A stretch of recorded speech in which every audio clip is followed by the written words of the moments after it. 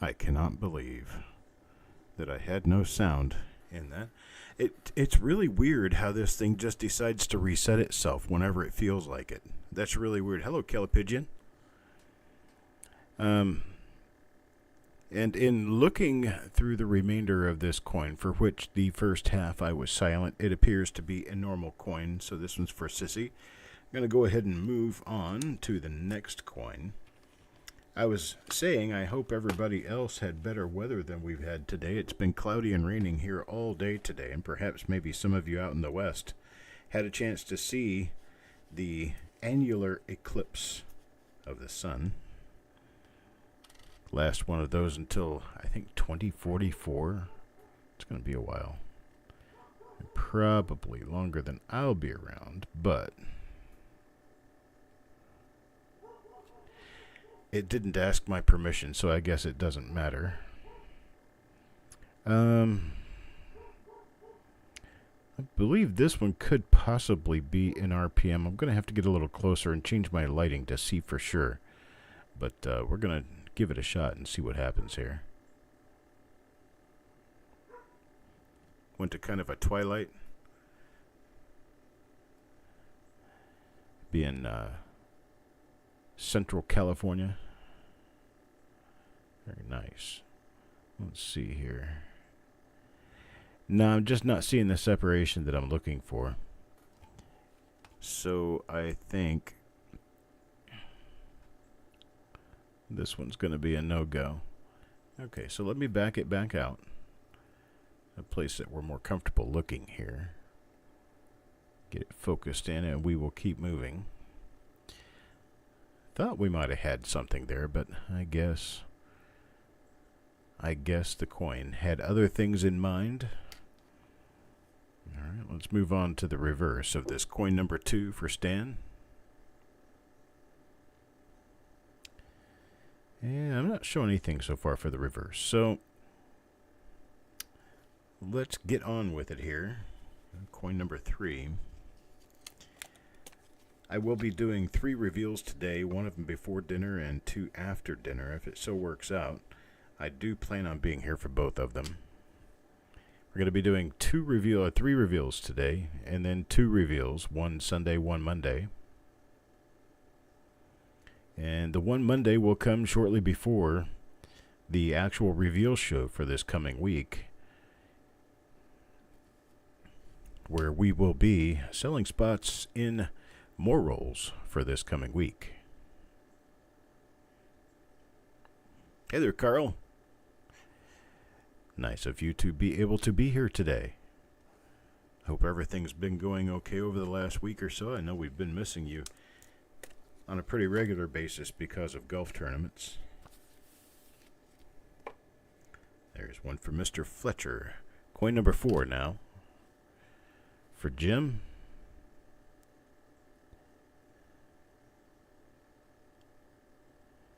And I'm not seeing anything here. So far, anyway. Nothing on the mint mark area. I'm going to check the rest of the coin and see what's here.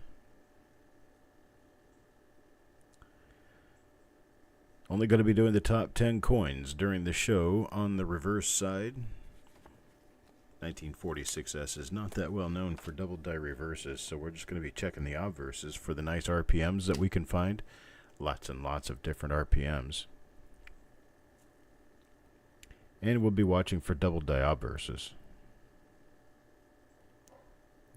Okay, nothing really there. Let's check on around. 46S is a nice year for double die obverses. There's a couple of different ones that are very nice. Richard, that's a pretty common, normal thing to have that weakness in the, especially the 6 of the date on 1946 Lincoln Cents all the way through PDNS. It's relatively normal. In fact, if you get a really strong 6 like this one right here, it's a kind of unusual thing. But the 4 and the 6 are a little bit weaker in the hub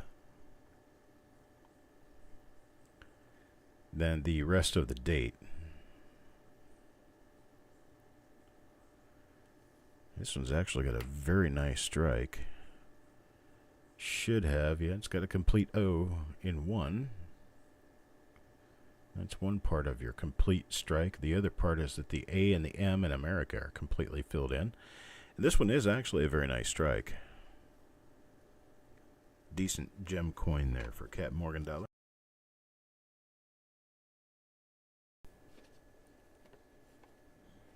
Here's one for Tyler, coin number 7 now. And looking at coin number 7, got a sans serif mint mark. That is the second most common of the three, so it's the one in the middle. The most common is your serif mint mark. Your serif mint mark represents about 40%, 40 to 45% of all of the S mint mark coins minted in 1946. Then you've got this one. This one is just under 40%. And then the ball serif mint mark represents 20% or less of the overall population of 1946 S Lincoln cents. We won't be able to put a real finger on it until the grading companies start recognizing that there are 3 different styles of S mint mark on 1946 S Lincoln cents. And I'm not sure that's ever going to happen. It might, but I'm kind of unsure that it will ever happen. All right, coin number 8, the reverse side.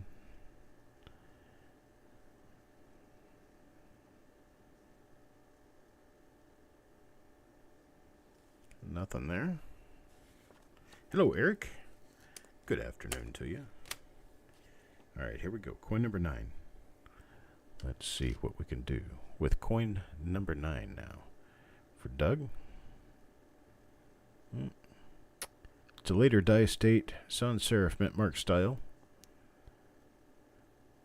with typical strike. The S and T of trust are a little bit weak. There's a small struck through right there in the field. You notice that there is it's a crevasse that's created by a piece of string or wire that has no splash up on the edges. So there's nothing going upward on the edges of it to show you that it was placed there after the coin was in the chamber under the pressure of the die. So that little sign right there tells you it has to be a struck through that happened during the strike. That little splash up, of course, would be kind of like a crater, like a meteor hitting a crater. You know how the edges of the crater kind of go upward?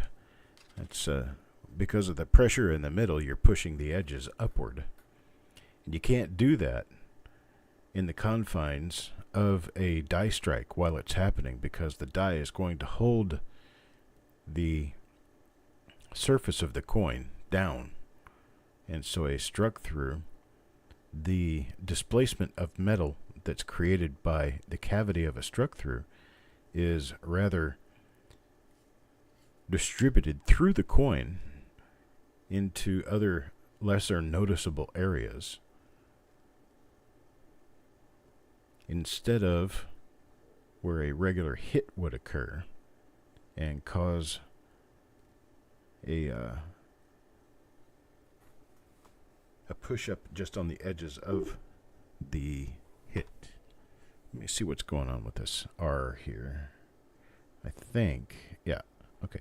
So we had a thread, a little piece of fiber sitting on the coin, and I brushed it out of the way. And now we have a delamination, a little lamination area here.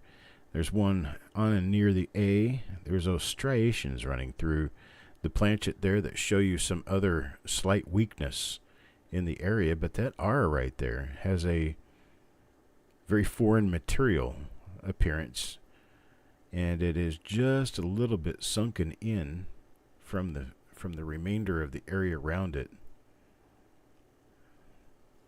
So this is definitely a slight lamination peel.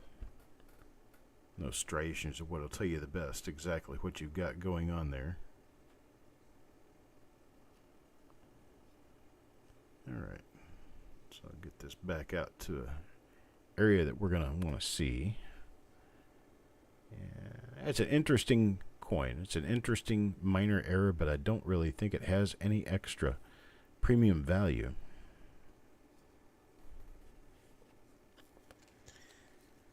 I hope I find all kinds of FS stuff, Techstar. I'd love to find FS listed items, especially a 501, which would be the S over D. There's another sans serif style. It is on a serif style mint mark, the S over D, and I don't think we've run into any serif style mint marks yet, or maybe one or two. Yeah, we have one or two in this roll. Not very many though. Most of these have been the sans serif style.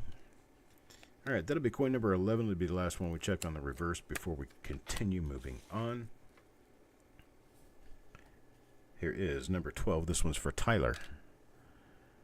And Tyler, nicely minted mint mark there. Have just a little bit of what appears to be extra thickness at the date. Just a little bit, maybe. A little curvature on the upper T in trust. It has a very minor amount of class 6 doubling on the obverse there, as is evident by the thickness of the date. A little bit of extra thickness on that date. So I think I'm going to pull the strings on this one and say, it might be a double die. So we're going to pull it out and take a look at it later. But I will keep all such coins pulled out, just so we got them bunched in a pile. Here's one for Carl, coin number 13. And coin number 13 is going to be normal.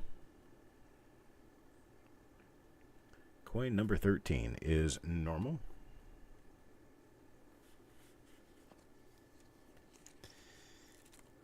Something's got to happen, because, I mean, these coins are very different from one another. There's not really there's not really that much of a comparison between a 46S. Here's a serif style mint mark, but this one's not the S over D, of course.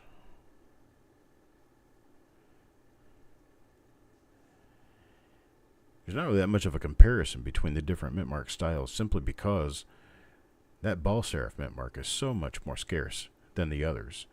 And if you're a person who likes MS66 reg coins or MS67 reg coins, finding those in a 46S ball serif mint mark is going to be 10 times as hard as the other two styles of mint mark. So I do agree it needs to be recognized separately, but I do not believe they have it in the cards to do it anytime soon. Here is a sans serif again.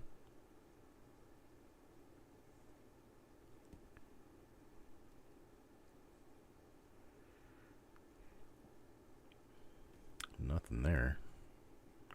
We may run dry on this roll, except for that one minor possible class 6 double die that I passed by here on coin number 12. Here's number 16, Mr. Jordan. Let's see what Mr. Jordan gets. Starting to get into a little bit of toning, striations. Woody is what we refer this as. That's because all those stripes of a different color kind of look like wood grain. And so we call them woodies. And they do carry some premium, especially when that premium is in a really nicely laid toning. That scratches on the coin there.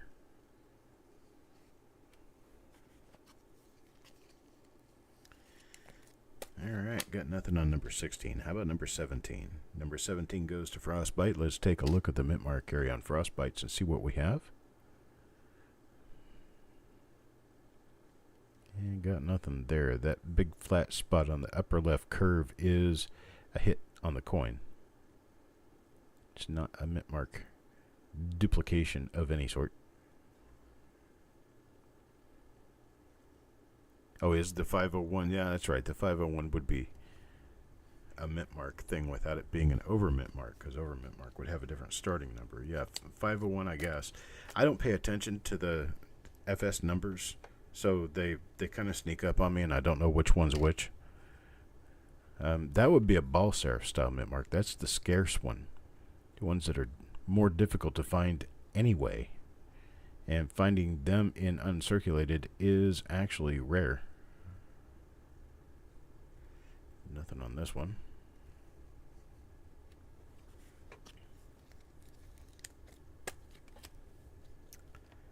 Yeah, finding one of those ball serif mint marks is hard enough as is, but finding one that's inverted is an extremely tough uphill battle.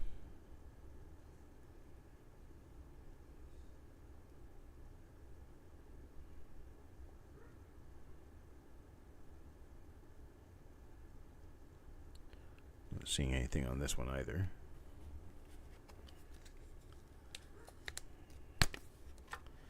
What else do we have here? There's another one for Cap Morgan dollar. Let's see. A little bit of striation on this one. This one's also kind of a woody. It's got that nice kind of toning running from the northeast to the southwest. Especially visible right there, right in that area. Alright, that's coin 20. Let's move on. Number 21, Sissy. Another serif mint mark style.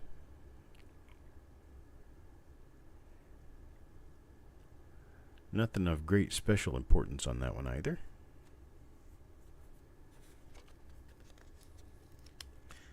I think I sold an inverted mint mark not too awful long ago that was uncirculated. I think I have one or two maybe that are circulated. There's another sans serif. This one's got a little bit of spots on it. And it is not very attractive, and it doesn't have anything special going on.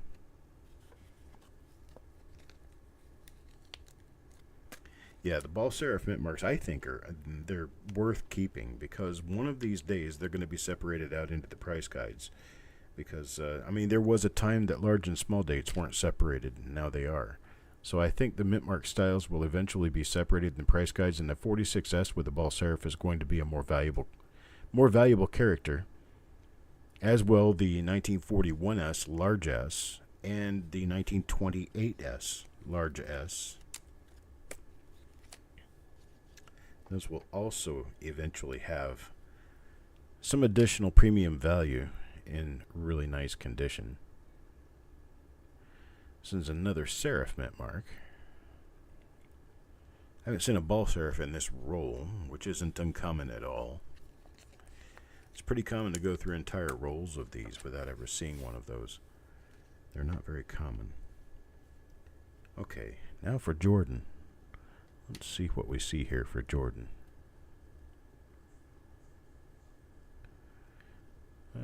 Jordan looks like he might have reached one of the very slight Class 6 double dies. Yes, I'll put this one with the other one, but we're not going to have any promise held out until we actually have a better chance to do some comparisons, overlays, and other pro-scientific things to figure out what we have and don't have. There's his grandpa Parvez. Parvez is still in contact with me. He misses not being able to chit-chat in here, but he just can't really type. And he says he is happy to see these shows. His health is kind of not doing very great, so I should be down there in the next 3 to 6 weeks, perhaps be able to stop by and visit him. He is kind of on the way on my drive to West Central Florida, where I visit my father and Eric. All right, next up. This one's Malcolm's. And I don't see anything special here, unfortunately. I will do, Mr. Adams. I definitely will do. In fact, you can say hello to him here. He watches the shows. He just doesn't type anything. He just doesn't say anything. Because his ability to type, he types extremely slowly, he says. It's not fast enough to keep up with the conversation, so he just doesn't bother. I've told him before that if he stops in and says hello, that's all he has to say. Just let people know he's here. But he wants to be able to converse and wants to be able to do what you would generally do in a chat room. And he feels that he cannot participate because he cannot type quickly enough.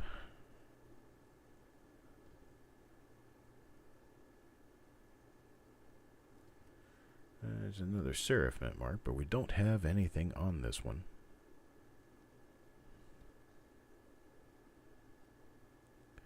I've seen that a couple of times, but I believe that is a die gouge. I do not believe that to be an extra T.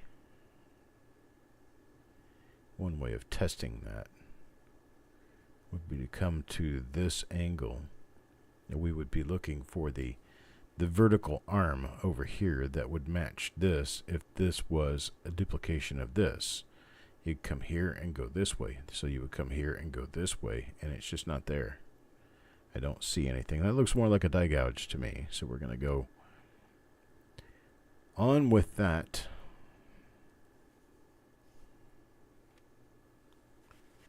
And so, hey Coin Junkie, and move on to the next coin, number 30. This one's for Joe McBride. And Joe,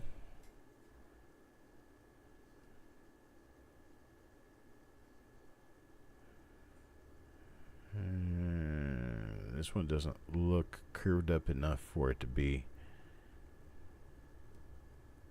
anything special. I don't see enough thickness in the 6 to call the shot on that one, being one of the Slight Classics double dies. So I move on. Coin number 31.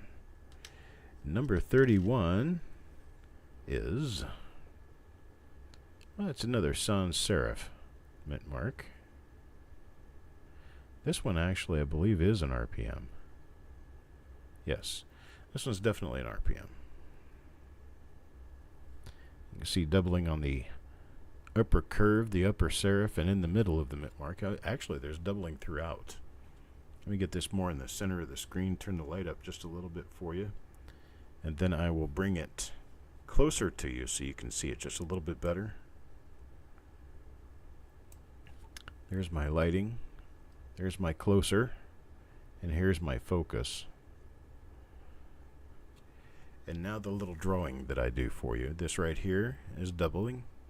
And then you have the second serif that comes up this way and goes around to the west. And this one is in the east here. And then this one curves up and around. And then here we've got doubling there. And we've also got doubling on the bottom serif. So you have an S over S mint mark here. And the S over S is going to be tilted, because you've got the top that corresponds here. Now it's going to be rotated counterclockwise, because you go from the bottom to the top. The bottom to the top, you're clockwise, you're counterclockwise here, you're counterclockwise down here. So this is at, let's say this is at 8 o'clock, this would be at 7:30. So you're going counterclockwise. Let's say this is at 1 o'clock, this would be at 12:30, or at 2 o'clock and 1:30, right? So the idea is there. You have to go clockwise or counterclockwise to get, actually, this would be a clockwise, I'm sorry. Gosh, I got this all confused. Okay, erase everything that I've said in the last 3 minutes and listen now. You have to go from the primary, which is the top mint mark. You have to go clockwise to reach the bottom mint mark. So from the top to the bottom is a clockwise spread on both the top and the bottom of the mint mark. So it is one full mint mark over a different full mint mark, which gives you a clockwise rotation. Clockwise rotation on this one. Trying to describe it properly, and I ended up getting backwards on it, and I probably confused you more than I helped, but if you listen to that last 10 seconds worth of it, that's going to give you the right answer rather than the babbling I did before. But this one is definitely an RPM. Pretty nice one too. Let's see if we have doubled I. No double die. And Liberty looks peachy keen. A little weak, but peachy keen nonetheless. Get this focused up right. There we go. All right, well, Paul Hampton gets this one. Definitely an RPM. If die scratches at T of cent, well, let's check and see. Probably, I would say yes. Is this the die scratches you would be looking for? Let me know, EJ.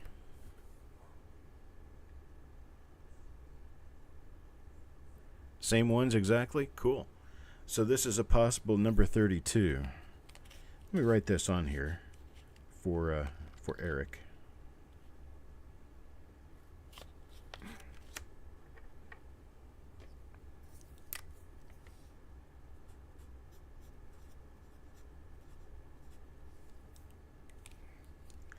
There, I got it on there.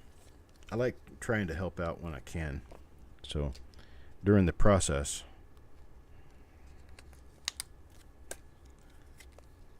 I give what I can to the man with the plan so he can get done with his job a little faster, have less stress in his life. See, I did that.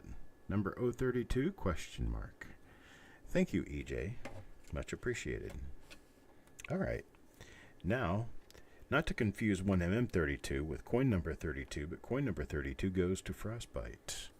And Frosty, what do we see here for Frosty? Let me turn the camera back around so it's not, cantankerous for me. There we go.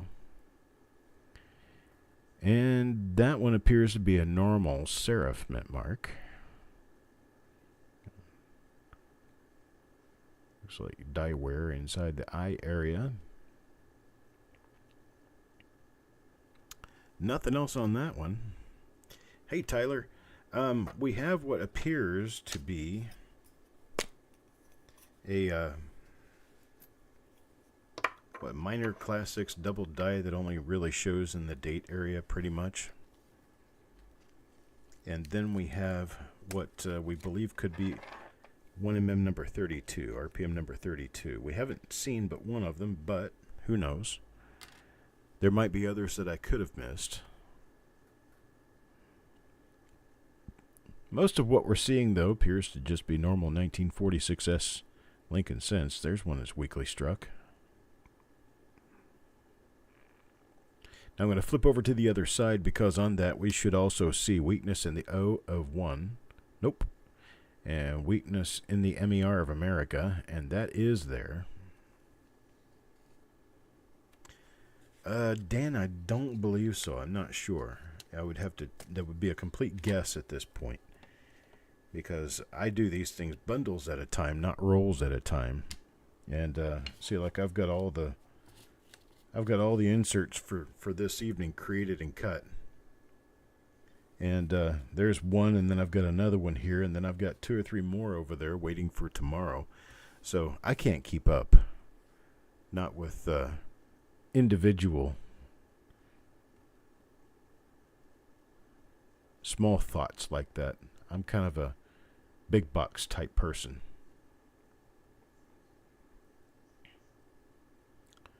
Yeah, unfortunately, but if there was a way that I could have better customer service when it came to this, I would. But unfortunately, because I work alone for the most part, and I do most of this planning and stuff alone,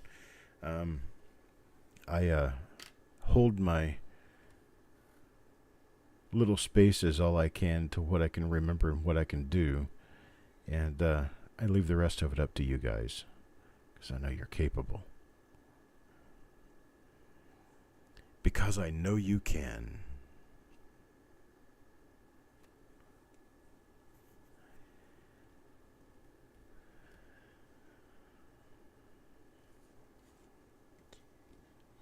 Well, let's see, what else is going on that I need to discuss? I bid on a lot of the mini bike license plates that I like to collect on eBay. There's a double die. There's one of the ones that has that fat 6. That one could possibly be a double die, so we're going to pull it off. looks the same as the other one that we did, the other two actually that we've already pulled off. So this one will get pulled and stuck with those, and if Eric decides, well, yeah, it looks like a double die to me, then he's going to list it, or it could already be listed. So that's coin number 36, Taco John. Now 37 for Carl.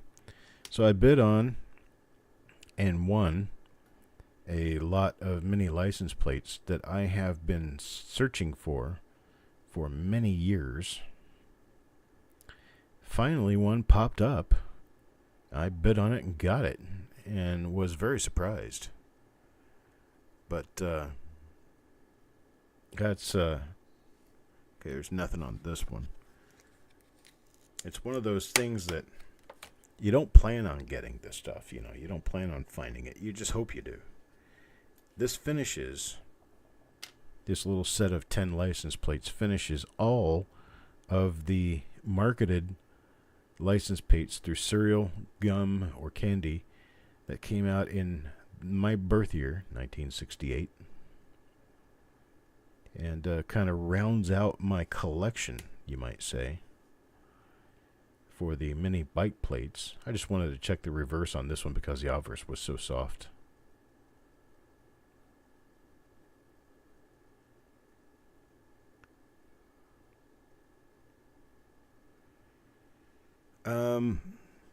Matthew, I'm sure that is possible for most people. However, somehow the setting did not go for them to be allowed to go into the portal. If you can't see the portal through the Zoho website, Dan, or through the Zoho, I think there is an app for it for your phone. But if you can't see your portal that way, contact me and cd@coppercoins.com, and I will look into whether or not that feature has been allowed on your account. There are some accounts that still do not have that feature allowed. I've been going in and correcting addresses. I've got very, very incorrect zip codes recorded for most people. And when I take those into my postage in PayPal, it corrects them. That's why you're actually getting your packages. But I finally noticed that my zip codes were way off for a lot of people, and I had no idea why. I first noticed it when I was typing in an address for Virginia, and it gave me a 04 something zip code. And I know Virginia's not 0. The only states that start with 0 are like Maine and New Hampshire and Vermont. Even New York starts with a 1. So I knew that Virginia should start with a 2. And actually, when I went into PayPal and found the person's address from before and typed it into Google Maps, and Google Maps will bring up the address, it also shows me the zip code. So if for any reason you see anything that someone has been crawling on Google Maps looking up your house, that would be why, because I'm trying to get my zip code straight.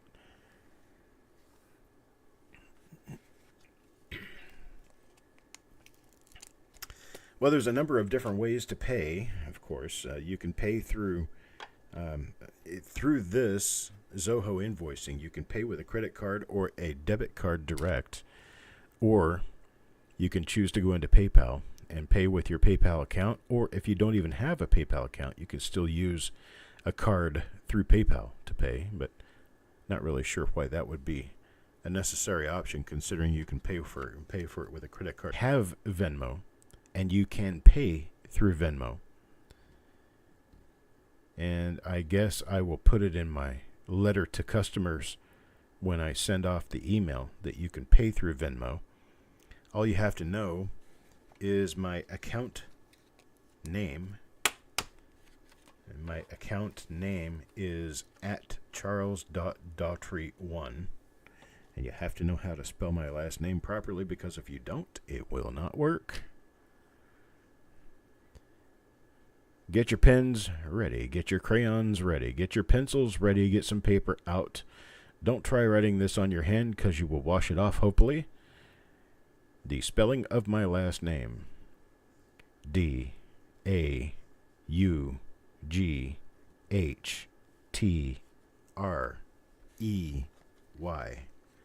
Say again, Daughtrey.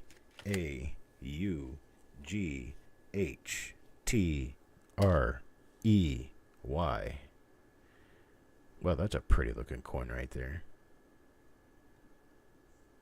That's very, very well struck. And it appears normal, unfortunately. It's a very well struck normal coin.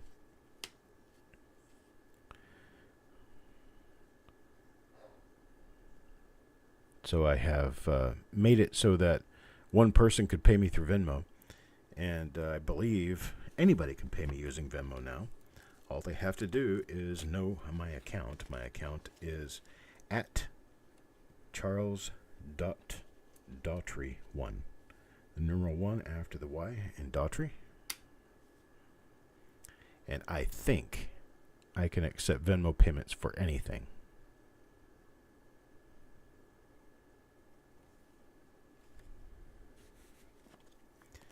Cash App is not an option. I will not be using Cash App. I do not trust Cash App. Cash App is one of those things that doesn't have any seller or buyer protection. There is very little legality about the account and how it holds your money and how you get your money. And it just seems kind of fly by night. The whole thing does. So Venmo I trust. Zelle I can use, but it's a pain. It's a pain in the neck. I prefer debit or credit card or PayPal. Taco John. And Taco John also gets a normal coin. I've been looking through all of these and seeing what's what, and I haven't really mentioned anything on the ones that turn out to be normal. I have other things to say. All right, let's see here. Coin number 49. This one goes to Sissy. And Sissy gets... Well, unfortunately, it's another normal one. I'd like to see more in these. This looks like it was probably an Ender coin at one time because it is a little spotty and it is almost purplish in color on the obverse. The reverse is pretty normal. Here's coin number 50. This one goes to Ant. This is the last coin in the roll. And I will let you know again that we are going to start... Oh, this one is an RPM. You see that lower serif split? That's kind of cool. This one is an RPM. So it's the last coin in the roll, and it is for Ant. I will be doing 2 more reveals today, one at 7 p.m. Eastern, one at 8 p.m. Eastern. They will be reveals numbered 583 and 584. After that, I will have 3 reveals remaining. The 3 reveals that I'll have remaining, 585, 6, and 7, will occur on Sunday and Monday. So I should be finished by the time we get to the reveal show on Monday evening at 7 p.m. Eastern. And don't forget that we do have an auction coming up also on Tuesday at 7 p.m. Eastern. Pretty much everything in the evening starts at 7 p.m. Eastern. I like to be able to get my dinner in and get my stuff together and get ready for everything with plenty of time to eat and digest and sit and relax and have my time before I get started in the evening. So that's what we've got, folks. I appreciate it. Thank you for being here. And thank you for showing up, and I'll be here later on this evening. It's 4:30 here right now. 7 p.m. is when I'll be back. I'll talk to you then.